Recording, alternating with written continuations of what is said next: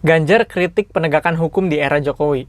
Apakah ini blunder lagi? Apakah ini bisa dibilang roasting cawapresnya sendiri? Ganjar Pranowo kasih rapor merah nih buat penegakan hukum di pemerintahan Jokowi.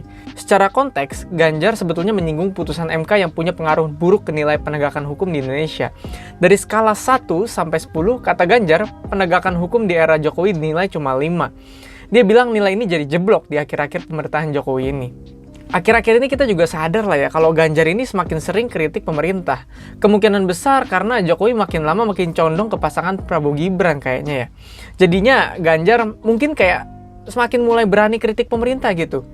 Tapi apakah dengan semakin seringnya dia kasih kritik ke pemerintah bisa bantu elektabilitas dia sebagai capres? Gue pribadi nggak ngerasa hal ini bisa membantu ya. Malah mungkin bisa bikin elektabilitas dia jadi agak turun loh. Tapi dengan kasih kritik tentang kejeblokan penegakan hukum di Indonesia, kayaknya malah ini agak ngerosting cawapresnya nih, Pak Mahfud MD. Karena kita tahu Pak Mahfud MD sekarang menjabat sebagai Menko Polhukam.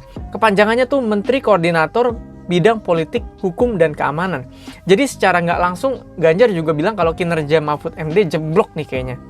Setelah Mahfud tahu tentang skor 5 dari 10 yang dikasih sama Ganjar ini, Mahfud bilang dengan tegas kalau dia nggak sependapat dengan pernyataan Ganjar terkait skor penegakan hukum dan HAM di era Jokowi.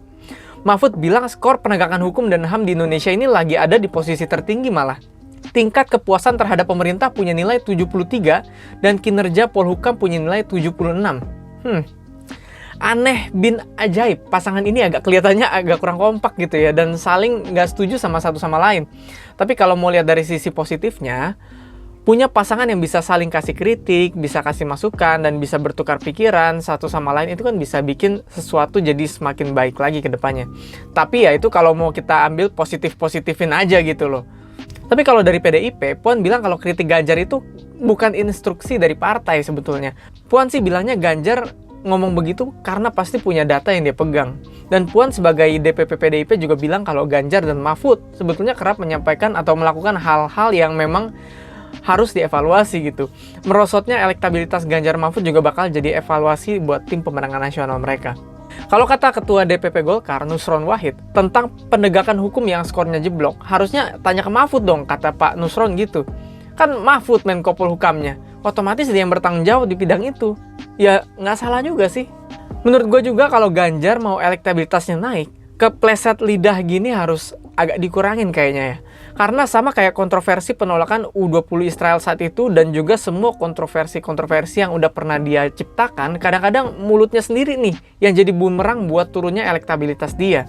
Walaupun sebetulnya Mahfud MD pada akhirnya bilang kalau skor 5 yang dikasih Ganjar itu ya disebabkan karena kasus ex-ketua MK Pak Anwar Usman. Tapi ya namanya juga udah keburu terucap, nggak bisa ditarik balik lagi. Apalagi di era serba digital semua kayak sekarang. Ya udahlah ya, drakor yang kemarin mungkin Pak Ganjar bilang di pidato KPU sepertinya dia juga jadi salah satu pemerannya nih. Karena gue juga ngeliat kayak wah seru nih drama-drama ini. Dan gue tetap jujur aja, gue belum tahu mau pilih siapa sekarang.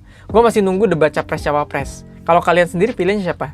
Oke, begitu dulu video kita hari ini. Jangan lupa buat like, komen, dan juga subscribe channel ini biar bisa semakin berkembang ke depannya. Sampai ketemu di video berikutnya. Bye-bye.